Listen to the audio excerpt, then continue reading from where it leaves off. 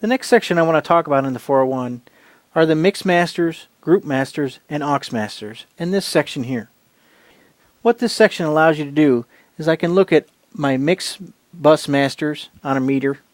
I can look at my group masters and adjust those, and I can look at my aux masters and adjust those as well.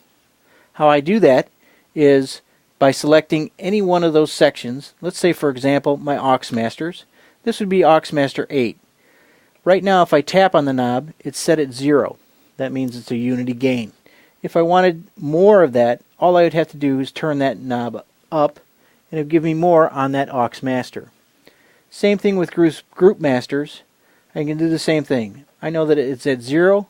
I can turn it up or turn it down. Also on my mix buses, if I want to adjust my mix buses, I can either turn the fader and pull the fader down, which pulls down all of my mix buses, or I can just adjust each individual one. Now also in this section here, if I go back to 0 here, what I can do is if I tap on the button that's not lit next to each mix bus, it breaks out the legs of those mix bus masters. So in other words, I can adjust each individual leg on that 5.1 bus. Or, for example, to get out of that, just go back to Mix Masters. Let's say I want to look at my left and right legs of that stereo bus that I created. I would go to that button that's not lit, tap on it, it brings it out to a left and right stereo. Now if I wanted to, I could cut the left or turn it back on, cut the right, turn it back on, and also adjust as I needed. To get back out of that, just hit Mix Masters and I'm ready to go.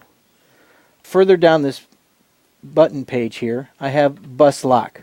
What Bus Lock allows me to do is kind of like a safety feature.